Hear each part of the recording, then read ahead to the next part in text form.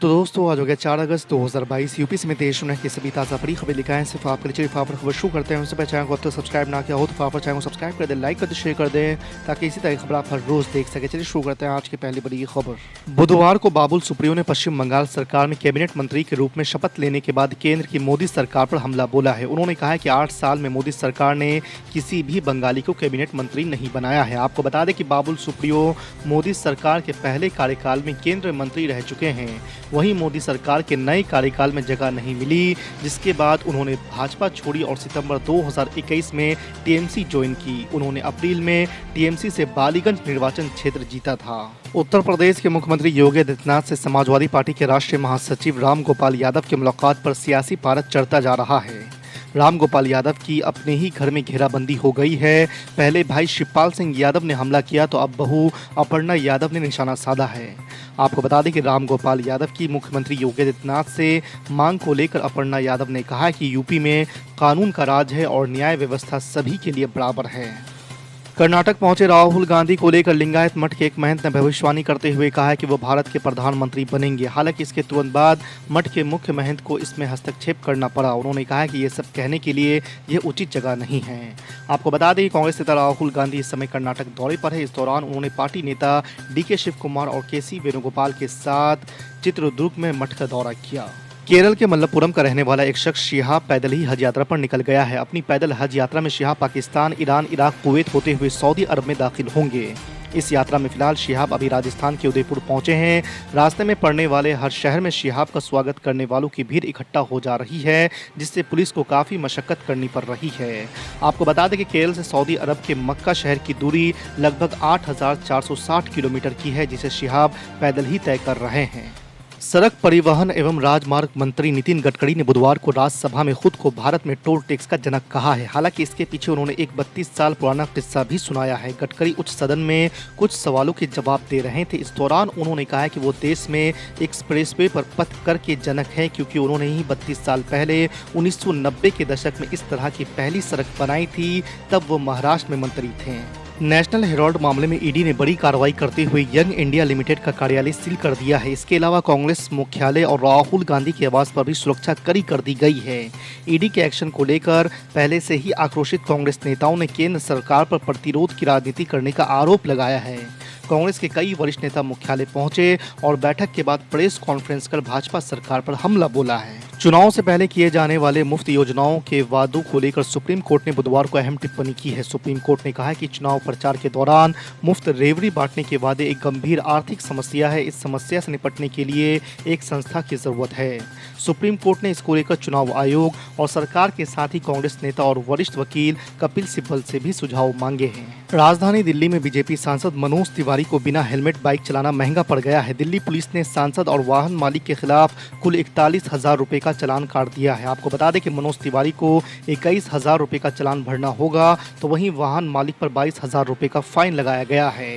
तिरंगा यात्रा के दौरान सांसद जिस बाइक पर सवार थे उस पर ना तो हाई सिक्योरिटी नंबर प्लेट था और ना ही पीयूसी सर्टिफिकेट अपडेट था। इन खामियों की वजह से भारी भरकम चालान काटा गया है। बिहार विधानसभा में अध्यक्ष विजय सिन्हा ने ऑल इंडिया मजलिस इत्तेहादुल मुस्लिमीन के विधायक अख्तरुल ईमान को सभा के अल्पसंख्यक कल्याण समिति से निकाल दिया है। अख्तरुल ईमान पर समिति के अध्ययन यात्रा के दौरान पार्टी का एजेंडा चलाने का आरोप लगा था। आपको बता दें कि 30 जुलाई को अख्तरुल ईमान के खिलाफ विधानसभा के अल्पसंख्यक कल्याण समिति के सभापति आफाक आलम ने अध्यक्ष से इसकी लिखित शिकायत की थी।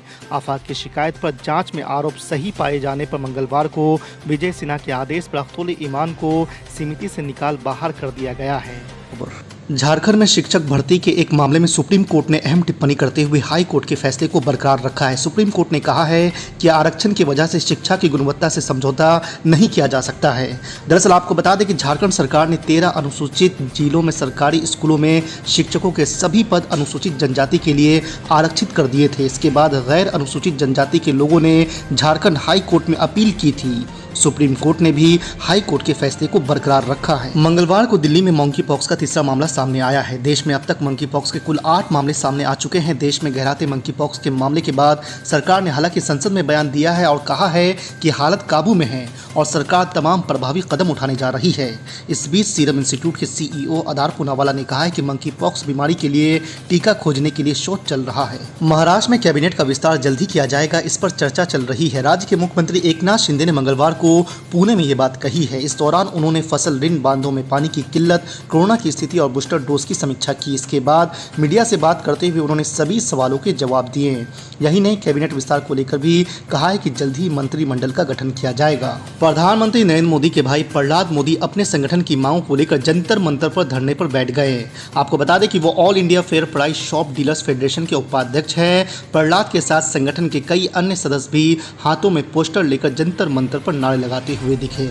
महंगाई को लेकर विपक्षी दल मोदी सरकार पर हमलावर है। संसद से लेकर सड़क तक सरकार के खिलाफ मोर्चा खोल दिया है। कांग्रेस सांसद राहुल गांधी ने मंगलवार को ट्वीट करते हुए साल 2019 से साल 2022 तक के आंकड़े पेश किए। राहुल गांधी ने पेट्रोल से लेकर नमक और दाल तक के दाम दिखाए, साथ ही तीखा हमला बोला और कहा है कि मोदी सरकार अमृतकाल के जश्न में मगन है, उन्हें नहीं लगता है कि महंगाई है। भाजपा नेता शहजाद पूनेवाला ने करप्शन के आधार पर पार्टियों का नामकरण किया है। उन्होंने टीएमसी को टू मच करप्शन और आईएनसी को आई नीड करप्शन जैसी संज्ञा दी है। सिर्फ इतना ही नहीं, पूनावाला ने महाराष्ट्र के पूर्व मुख्यमंत्री उद्धव ठाकरे को भी नहीं बख्शा है।